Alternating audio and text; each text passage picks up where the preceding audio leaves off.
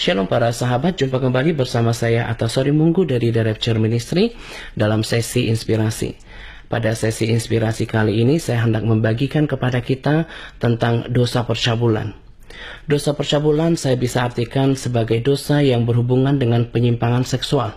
Saya ulangi bahwa dosa percabulan adalah setiap dosa yang berhubungan dengan penyimpangan seksual. Lalu apa sajakah yang termasuk dalam kategori percabulan itu?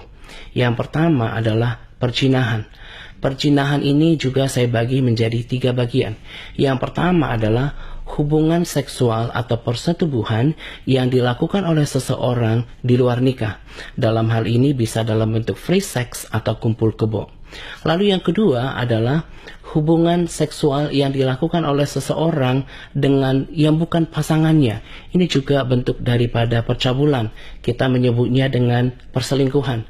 Jadi ketika seseorang melakukan hubungan seksual dengan orang lain, lawan jenisnya yang bukan pasangannya sendiri, itu juga termasuk dalam dosa percabulan. Lalu bentuk perzinahan yang ketiga adalah perzinahan di dalam hati.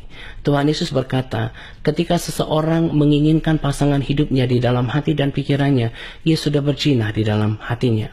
Lalu bentuk kedua daripada percabulan adalah homoseksual, lesbian, transgender, interseksual. Ini juga adalah bentuk-bentuk daripada percabulan. Yang ketiga adalah persetubuhan yang tidak wajar. Persetubuhan yang tidak wajar.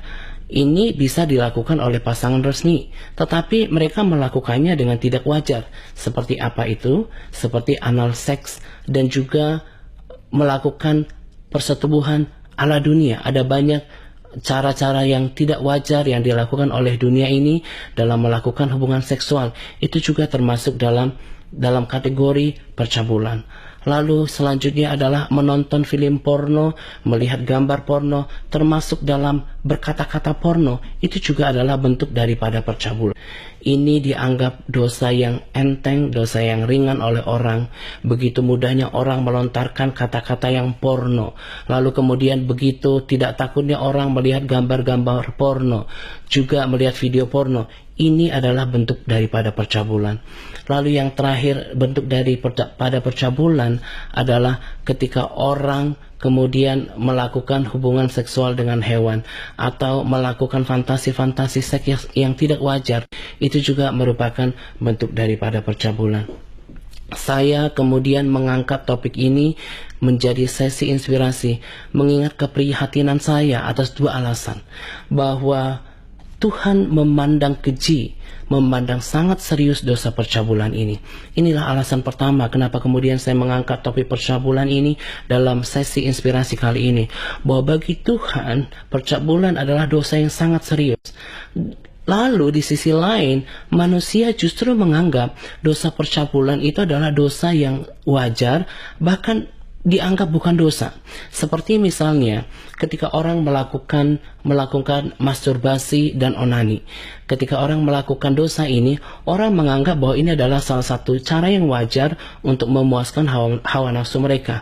Dan saya mau katakan kepada Anda pada siang hari ini bahwa dosa ini adalah dosa yang sangat serius di hadapan Tuhan. Jadi jangan menganggap bahwa ketika Anda melakukan onani dan masturbasi untuk memuaskan hasrat Anda, lalu berpikir bahwa itu adalah cara-cara yang baik. Saya mau katakan pada siang hari ini bahwa itu adalah bentuk daripada percabulan. Lalu mungkin ada orang yang berkata, oke, saya tidak tidur dengan istri orang, saya tidak tidur dengan suami orang, saya tidak kumpul kebo, saya tidak melakukan free sex. Tetapi ketika Anda berfantasi seks, ketika Anda kemudian suka berkata-kata porno dengan mulut Anda, itu juga sudah termasuk dalam percabulan. Masih ingatkah kita apa yang dikatakan di Yakobus 2 ayat 10 sampai 11 bahwa untuk kemudian kita menjadi pelanggar daripada sebuah hukum Tuhan, kita tidak perlu melakukan sebanyak mungkin pelanggaran. Oleh satu pelanggaran saja, kita sudah dikategorikan sebagai pelanggar hukum. Artinya kita tidak perlu melakukan sebanyak mungkin dosa. Dengan satu dosa saja kita sudah menjadi pelanggar hukum. Saya mempersempit lagi ruang lingkupnya. Tidak perlu melakukan semua kategori percabulan yang saya sebutkan tadi. Hanya dengan satu saja, misalnya Anda membayangkan seseorang kemudian menginginkan persetubuhan dengan dia, Anda sudah berzina di dalam hati Anda. Dan itu sudah cukup cukup mencemarkan kehidupan Anda. Itulah kenapa begitu pentingnya untuk kemudian saya bermacam-macam daripada percabulan ini, supaya kita memiliki pemahaman yang luas, pemikiran kita dicerahkan kembali, bahwa ternyata percabulan itu bukan hanya sekedar ketika kemudian kita melakukan free sex atau kumpul kebo atau melakukan perselingkuhan dengan suami atau istri orang, tetapi kemudian pasangan resmi pun ketika mereka melakukan hubungan seksual yang tidak wajar seperti anal sex, itu juga sudah percabulan di hadapan Tuhan.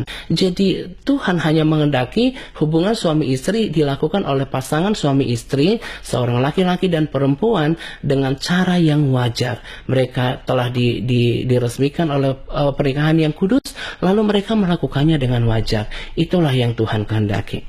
Nah, saya mau sampaikan pada bagian akhir ini, bagaimana kemudian Tuhan memandang dosa percabulan ini sebagai dosa yang serius. Masih ingatkah kita tentang peristiwa Sodom dan Gomora?